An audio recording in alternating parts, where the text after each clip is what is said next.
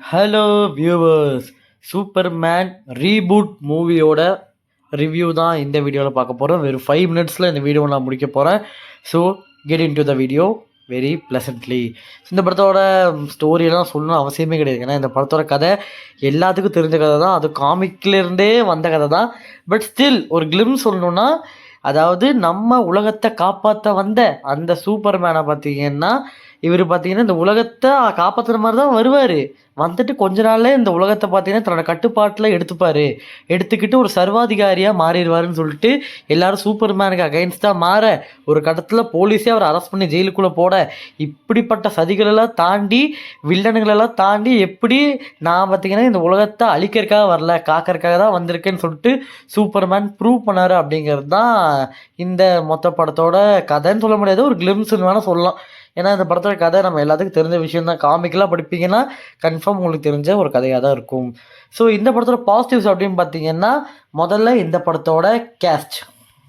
முதல்ல ஹென்ரி கேவலுக்கே ரீப்ளேஸ்மெண்ட்டாக வந்த டேவிட் அவர்கள் எப்படி நடிச்சிருக்காரு அப்படின்னு கேட்டிங்கன்னா, அவரோட பெஸ்ட்டு கொடுத்துருக்காரு. அந்த கேரக்டர்னு எழுதியிருக்காங்களோ அந்த கேரக்டருக்கான பெஸ்ட்டு கொடுத்துருக்காருன்னு சொல்லலாம். நெக்ஸ்ட் அப்படின்னு பார்த்தீங்கன்னா, நம்மளோட நிக்கோலஸ் அவர்களோட கேரக்டர் பார்த்தீங்கன்னா லூத்தராக வராரு. ஸோ நிக்கோலஸ் அந்த லூத்தர் கேரக்டருக்கு கிட்டத்தட்ட சொன்னால் ஒரு ஆப்டான ஒரு கேரக்டர். சூப்பர்மேன் என்ன பண்ணாலும் அது எதிர்க்கிற ஒரு கேரக்டர். லிட்டரல் சொன்னால் பயங்கரமாக அதை ரைட் பண்ணியிருக்காங்களான்னு கேட்டிங்கன்னா அதை பற்றி நம்ம பேசுவோம். பட் அவர் நடித்த விதம், அதை அவர் அந்த கேரக்டர் உள்வாங்கி நடித்த விதம் லிட்டரல் சொன்னால் அப்ரிஷியேட்டபிள். அது கன்ஃபார்ம் நிறைய பேர் படம் ரிலீஸ் ஆனதுக்கப்புறம் அப்ரிஷியேட் பண்ணுவாங்க நான் நம்புகிறேன். அண்ட் இந்த படத்தில் செகண்ட் பாசிட்டிவ் அப்படின்னு பார்த்தீங்கன்னா, இந்த படத்தோட சினிமோட்டோகிராஃபி ஒரு சும்மா சொல்லக்கூடாது, ஹாலிவுட் தான். ஏன்னா ஹாலிவுட் படத்துக்கே தகுந்த அந்த ஒரு சினிமாட்டோகிராஃபியை இந்த படத்துலேயே ஃபாலோ பண்ணியிருக்காங்க. கலரிங் கிரேட் ரொம்பவே சேச்சுரேட் பண்ணியிருக்காங்க. பட் ஸ்டில் அது இன்னும் கொஞ்சம் கம்மி பண்ணியிருக்கலாம்.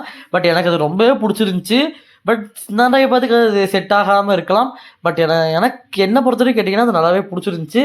பட் மேன் ஆஃப் ஸ்டீல் பார்த்துட்டு இதை பார்க்கும்போது என்னடா கலர் அடிச்சு வச்சுருக்கீங்க அப்படிங்கிற மாதிரி தான் இருக்கும். பட் ஸ்டில் உங்களுக்கு நிறைய கலரிங் உள்ள படம் பிடிக்கும்னா மேபி இந்த சினிமாட்டோகிராஃபி நீங்கள் கன்ஃபார்ம் லவ் பண்ணுறதுக்கான வாய்ப்புகள் நிறையாவே இருக்குது. அண்ட் இந்த படத்தோட ஆக்ஷன் சீக்வன்ஸஸும் பார்த்தீங்கன்னா அப்ரிஷியேட் பண்ணி ஆகணும்.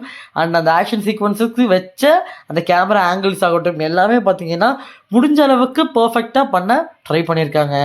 ஸோ இந்த படத்தோட நெகட்டிவ்ஸ் என்ன அப்படின்னு பார்த்தீங்கன்னா, இந்த படத்தோட ரைட்டிங் தான். எஸ், ப்ரீ அனௌன்ஸ் பண்ணிட்டாங்க. ஜேம்ஸ் கன் அவர்கள் பார்த்தீங்கன்னா முன்னாடியே ப்ரீ அனௌன்ஸ் பண்ணிட்டாரு. ஏன்னா இதுதான் பார்த்தீங்கன்னா நீங்கள் பார்க்குறதுல ஒரு வீக்கர் சூப்பர்மேனாக இருக்க போகிறாரு அப்படிங்கிற மாதிரி.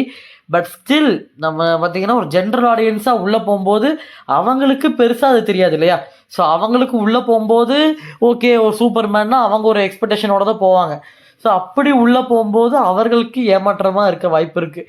ஏன் இந்த வீடியோக்கு நான் முன்னாடி டிஸ்க்ளைமர் அதுவாக தான் போடலான்னு இருந்தேன். பட் ஸ்டில் அது நீங்கள் மனசில் வச்சுட்டு ஒருவேளை இந்த படத்துக்கு போனீங்கன்னா இன்னுமே இது ஒரு பெட்டரான ஒர்க் ஆகிறதுக்கான வாய்ப்புகள் இருக்குது. அண்ட் இந்த படத்தோட மியூசிக்கும் பார்த்தீங்கன்னா இன்னுமே கொஞ்சம் பெட்டராக பண்ணியிருக்கலாம் அப்படிங்கிற மாதிரி தான் இருந்துச்சு. ஏன்னா நான் பார்த்தீங்கன்னா பர்சனலி ஒரு MCU ஃபேன் தான். ஸோ MCU அளவுக்கு பண்ண முடியலனாலும் மியூசிக் இன்னுமே கொஞ்சம் பெட்டராகவே பண்ணியிருக்கலாம். ஸோ MCU மாதிரியே DCயும் பார்த்தீங்கன்னா finally they are going to reboot. And MCU reboot பண்ண போகிறத சொல்லிட்டுருக்காங்க சீக்ரெட் வார்ஸ்க்கு அப்புறம். அதை நம்ம அப்புறமே பார்க்கலாம்.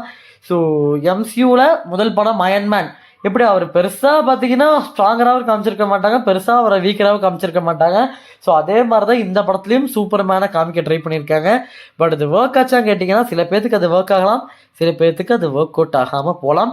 இட் டிபெண்ட்ஸ் ஆன் யுவர் வாட்சிங். ஸோ நீங்கள் எப்படி பார்க்குறீங்களோ அதை பொறுத்து தான் இருக்குது. ஸோ ஜேம்ஸ் கன் அவர்கள் பார்த்தீங்கன்னா MCU மாதிரியே இந்த புது DCU யூனிவர்ஸை பில்ட் பண்ணணும்னு சொல்லிட்டு உள்ளே இறங்கியிருக்காரு. லெட்ஸ் ஹோப் அவரோட அந்த ஒரு கனவுங்கிறது நினைவாகட்டும்னு சொல்லிட்டு I am literally waiting for Batman. சூப்பர்மேனோட நான் பேட்மேனுக்காக தான் வெயிட் பண்ணிட்டுருக்கேன். பார்ப்போம் பேட்மேனில் என்ன மாதிரி சம்பவத்துக்காக அவர் வெயிட் பண்ணிட்டுருக்காருன்னு சொல்லிட்டு. அண்ட் இந்த படத்தோட ஓவரால் ரிவ்யூ என்ன அப்படின்னு கேட்டிங்கன்னா, முன்னாடியே போட்ட டிஸ்க்ளைமர் மாதிரி தான். இந்த படம் ஒருவேளை அதை ஞாபகம் வச்சுட்டு போங்க. ஏன்னா வீக்கர் சூப்பர்மேன் தான் இந்த படத்தில் இருப்பார்.